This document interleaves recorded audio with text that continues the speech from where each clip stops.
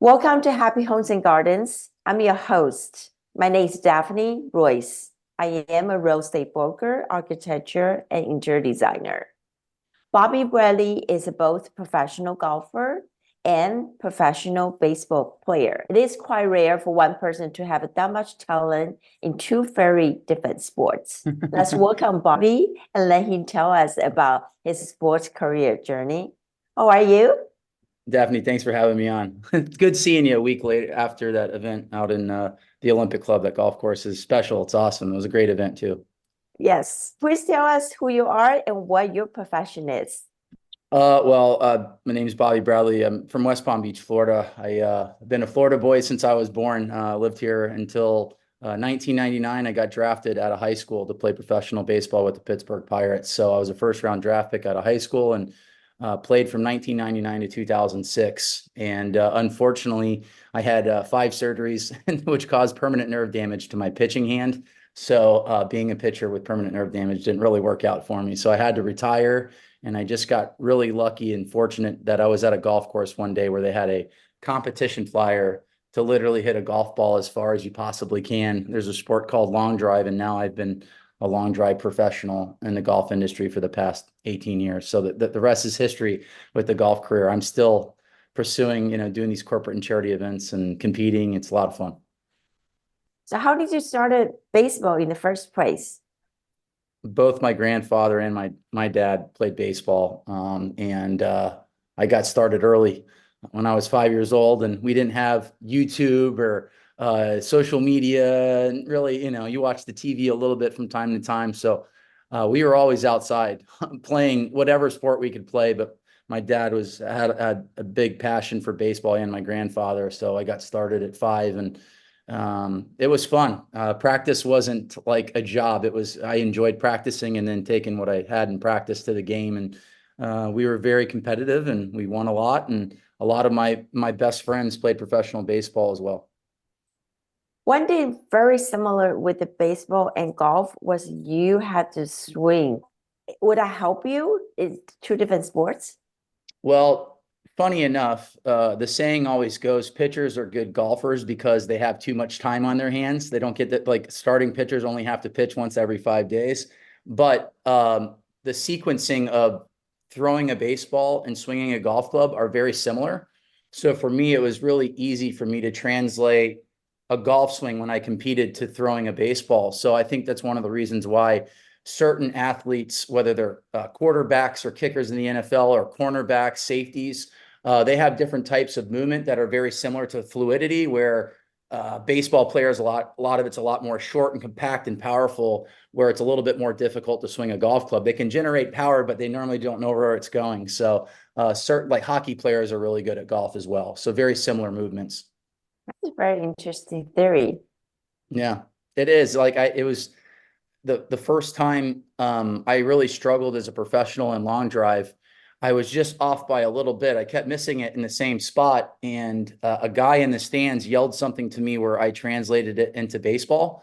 And people that are watching it really won't understand, but maybe they do. I didn't go out of bounds in a competition for 12 years, which I would say that's got to be a record. Like going out of bounds in a set where you just literally don't hit a ball and play. People do it all the time. So that little tidbit that was put in my ear made a change where I translated that to every single time I stepped on a tee box and competed, and was really accurate. So that helps me out a lot when you see me at charity events. When I'm raising money at charity events, I like to give a nice speech, raise the money for the charity, and then hit a nice golf ball right down the fairway instead of hitting a bunch of balls all over the place. So what is the distance for long drive? It really comes down to the ball speed, the speed of the golf ball, what the guys can produce, because there's so many variables in golf. The wind changes, the ground changes. The ground can be hard, it could be soft, it could be windy, it could be in your face, you could be at altitude. So it really comes down to the speed of the golf ball. And now just the evolution of technology, and these athletes are getting better. You're seeing the numbers jump, and it's crazy to say, like, these numbers that these kids are producing now, which are, you would never in a million years think that they could get to. And I am so slow compared to these guys. And when I say slow, I would be the fastest guy on the PGA Tour and Live Tour, minus the kid that came in second yesterday, Bryson DeChambeau. Bryson is really fast, but uh, really talented athletes. I'm not a spring chicken. I'm 43 now, so these kids that are 20 to 25 years old are bigger, faster, stronger. In your point of view, what are the major differences between challenges of baseball and golf?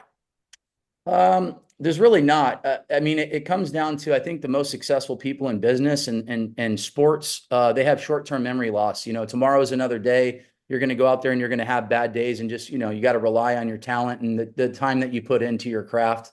They say that it takes 10,000 hours to be a master of your craft, and I strongly disagree with golf. So I don't think you can ever master that sport. Baseball is very similar. I mean, when you accept that you're not going to have good days, I think it makes the following day a lot easier, knowing that your God-given ability and the time that you put in to your craft will give you that opportunity to succeed. So I think they're very similar, honestly. And like I said, the best players on the planet, they forget about yesterday and they move on. Wow. Did you have other career after you left baseball? Why did you decide to have a golf career? I actually played poker. So for Okay. me, being a pitcher, I was very analytical. I would study the hitters, and I would always pitch to my strengths, even if the hitter had the same strength as where I was pitching to. I always believed in myself, and I was watching on ESPN 2003 World Series of Poker, and I became hooked. And for me, it was more of learning the analytical side of math and competing, and it wasn't physical. It was more of a mental challenge. But for me, I excelled in cards. And so when I did get out of baseball, that was my source of revenue for a very long time, until the government on April 15th, 2011 took away online poker from US players. So Poker Stars in full tilt. And I started an agency a couple of days after that. And the rest has been history. I still play cards from time to time for fun, but it was a great mental challenge. It taught me about money management. It taught me how to take a loss as well. Because when I grew up playing baseball, golf, I mean, our teams wanted everything. So I wasn't really the best loser. I wasn't very, yeah, I don't know if I was a sore loser, but I just didn't like it. And I still don't like losing, but at the end of the day, kind of like I said a few minutes ago, every day is not going to be a win for you. And that's what poker taught me. And I just knew that over time, that every dollar I put in, I would get a return on my investment and over time. That's actually not an easy thing to do in poker, right? Yeah, well, the beauty of playing online was the fact that you could play on multiple tables at the same time. When you're playing in live events, you can only be in one place at one time. So the beauty of online poker was that it was a large community. You can have, smaller buy-ins where you're not paying a lot of money. You don't have to travel anywhere. You don't have to worry about your flight, hotel, rent a car, gas, all that stuff. And you can stay in the comforts of your own home, and play and scale yourself that way. But it was a fun challenge, and I did really well. And but I made the pivot to going out and raising money at charity events in 2009, and started a business in 2012, where I actually sold that agency in 2017, and now we're bringing back a different agency where we're going out and raising money and entertaining at corporate and charity golf outings. I see. And just curiosity, if you can change one thing in your life, what would it be? People say it all the time. Oh, I wouldn't change anything. The thing that I would change is my work ethic. When it came to being 18 years old, getting drafted, getting a couple $1 million, to play baseball, I felt like, like my God-given ability would just take over, and I would just be able to walk easily into the big leagues and, play however many years. And that was far from the case. Like, I have funny enough, a couple of days ago, I rode my 1,000th ride on Peloton, and it took a little over 4 years to get to that. And if I had the mentality that I had on January 4th, 2020, when I decided to go from 225 or 228 pounds to 178 pounds, as you see me right now, I think I would have done a lot better in professional baseball. But you don't know what you don't know. I had no idea. I signed a contract to go play professional baseball, and it just I wish I had someone like they say a bigger brother or someone that was like a trailblazer that I could look up to that can guide me. You know, I needed more of a mentor, I think, at that time than anything, because when you're 18 years old, you don't want to listen to your parents, even though they probably are right, which they normally are 95% of the time. You know, but that's what I would change, was more of my work ethic and taking that opportunity a lot more seriously. I was serious when I stood on the mound and I competed and pitched against, other teams, but I wish I would have prepared better. You have a son. Would you like him to follow your career path? I just want him to be a good kid, you know. I can already tell that he enjoys he loves being outside. He loves being active. And I'm taking the same approach that my parents took with me. Give him a tennis racket, give him a golf club, give him a baseball bat, give him a glove, let him play a bunch of other different sports. And in due time, he'll find his passion. But for me, I just want him to just be active more than anything. And I'm going to pick him up in a little bit. I just want him to get a smiley face as well. And he didn't disrupt the class, like, those little things right now. But he's 6 and he could have played T-ball all-stars. But at the end of the day, he's 6 years old. He doesn't need to be traveling all over the place playing T-ball right now. He needs to go out and just have some fun. How would you advise him when he get older, and how early would he need to start training? I think the training starts now without him knowing. You really do. Like, you work on the fundamentals, and the beauty of being a professional athlete is for me, like, it's real versus feel versus real. Like, how is it supposed to feel? How does it really look? What have you? And for me, I wanted to, well, I say in tech or layman's terms, dumb it down for him to where, like, there's two simplistic movements that I really wanted him to perfect early on. So he's been training for a long time without him even really knowing it. Like, you see videos of him when he's 1 or 2 years old swinging a golf club or a bat inside the house. It's really funny to watch. And so he's been training without even knowing it.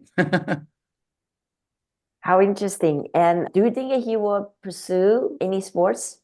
Oh yeah. No, he loves baseball. He really does.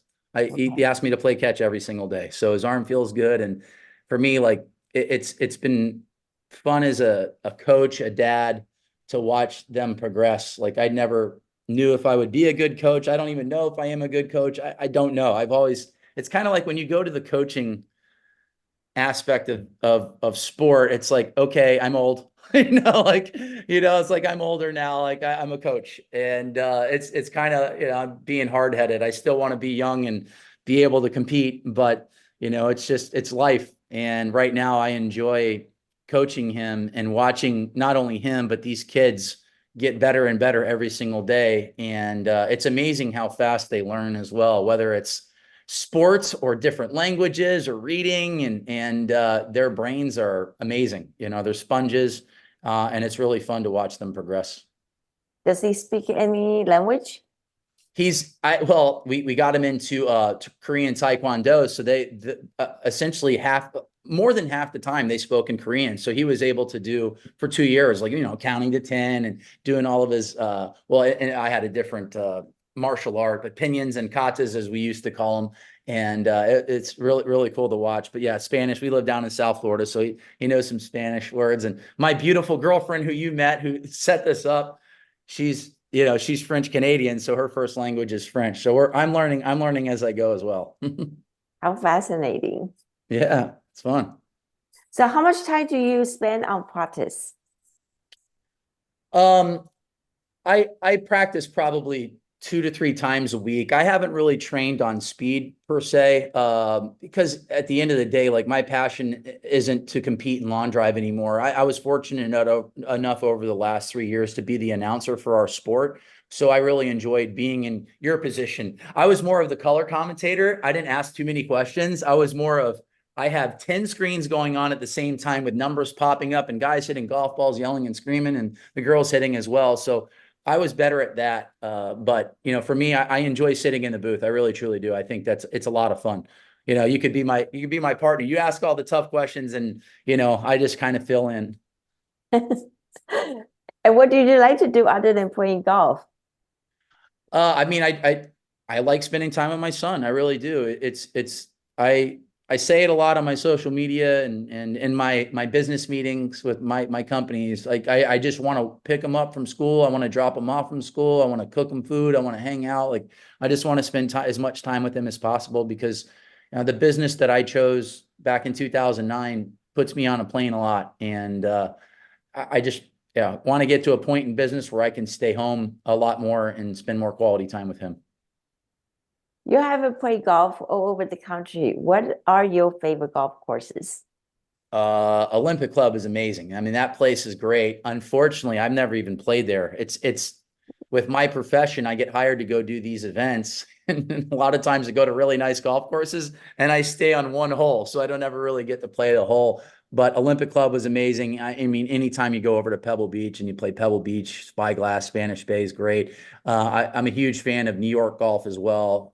Westchester County, I was there a couple days ago. You got, well, Stanwich Club, which is right on the border of Connecticut and New York, and Hudson National's beautiful, Whistling Straits out in Wisconsin. So there's great golf courses all over, but I'm kind of like in the mecca of golf courses being in South Florida. There's between Palm Beach and Martin County, there's a lot of really special places out here. What about you when you play golf with very harsh weather, it's like it's super hot, it was super cold? I've played Pebble. I had to quit at Pebble Beach. I'm not gonna lie. I didn't care how much it cost for us to play at Pebble Beach. It was 45 degrees. It was raining sideways. I got to hole number 8. I'm like, I'm good. It was flooding. So we ended up going to uh uh a Warriors and Lakers game. So I actually got to watch, Steph Curry and Klay Thompson and Draymond Green play, and Kobe was still playing at that time. It was probably 2016, but I would say that was probably the toughest conditions. But when it comes to heat, I'm down in South Florida. The hotter, the better. I love the South Florida humidity and, and all of it. So I'm not a fan of cold weather whatsoever. No, Okay. I'm from South Florida. My dad started an air conditioning business back in 1980, right before I was born, and he's still 74 years old, working 7 days a week, and very successful businessman. And I try to be like my dad, just successful in business and keep the same customers that you've had for however long and the same employees. Like I always say, I'm not the boss. I just might have a few more responsibilities than most. But for me, I've been an entrepreneur right out of baseball, and I enjoy it. I enjoy the challenge. Sounds like you travel a lot. How do you find balance on your daily life? Well, I try to be home as a lot more, but with starting up the new agency, I need to be on the road a little bit more to start off this year. But I think in due time that will fade because I'll have more entertainers that can hit at these events. For me, I really enjoyed going out to San Francisco though. Flying from Miami to San Fran to go play at a very special golf course like Olympic Club, where they're going to be hosting a major. And 4 years from now, I think it was 2028, where they're going to have the PGA Championship. So from Wow. time to time, it's okay for me to go and travel the country, but I do at this time stage in my life, I'd like to be home a little bit more. Welcome you anytime to California. Yeah, I love California. I mean, it's so beautiful out there. It really is. So, it's a good change of pace. We ended up renting bikes, those electric bikes. We stayed in the Fisherman's Wharf and took the electric bikes to the Golden Gate Bridge. So saw a lot of people, wearing shorts and t-shirts running, and I'm wearing like 3 layers of clothes and what have you, 50, 55 degrees. Like I said, I'm a Florida boy. I like that warm weather. 50 degrees for most people is probably normal, but for me, it's definitely not. And for me, it's still cold. San Francisco is never warm to me. It was chilly. Yeah. Actually, Olympic Club was quite cold and foggy, right? Most of the Mhm. time. Yeah, it was okay though. For me, like when I'm hitting golf balls, it just like pitching, you get loose and you get warm. So the cold weather doesn't necessarily affect me, but like before and after, the before and after, the warm up and the cool down.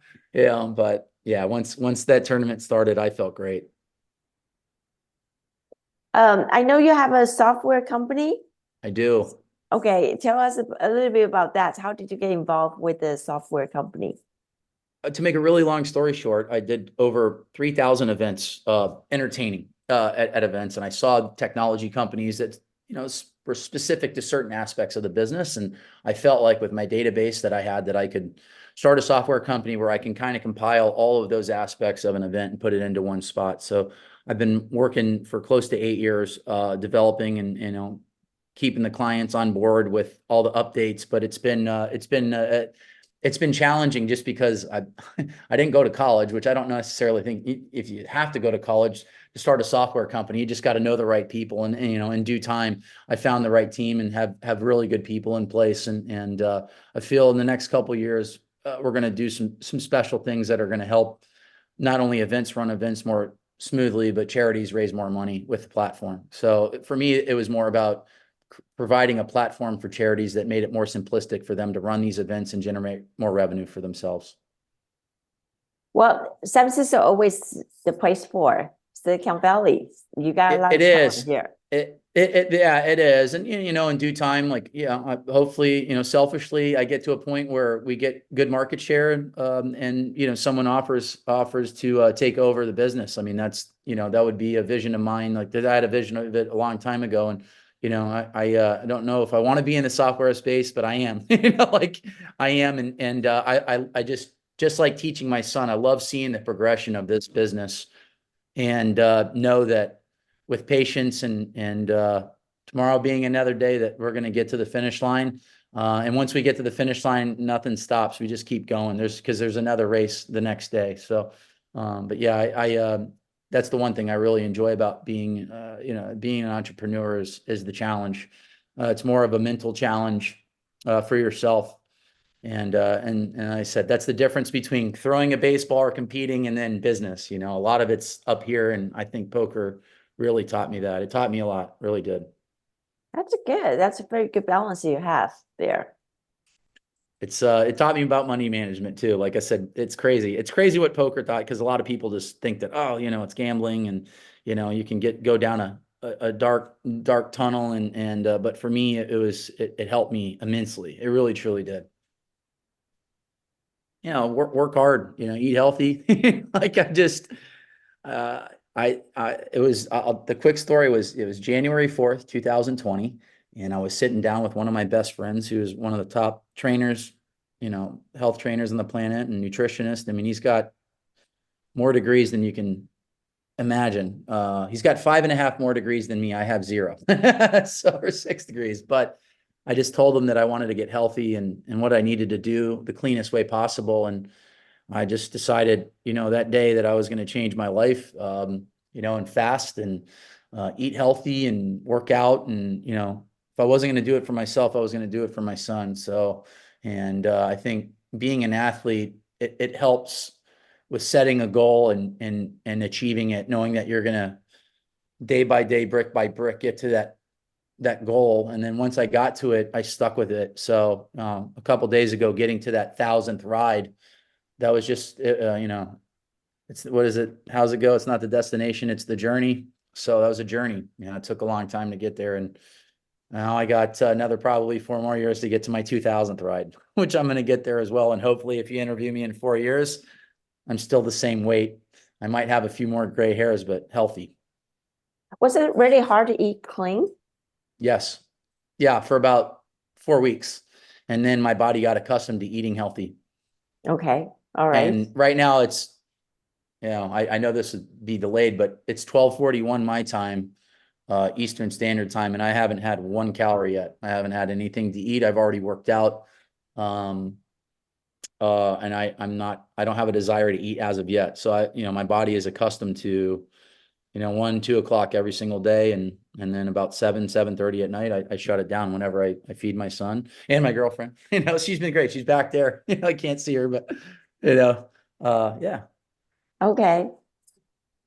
So are you fasting every day? Every day. Every Wow. day. Wow. Every day. Wow. That's tough.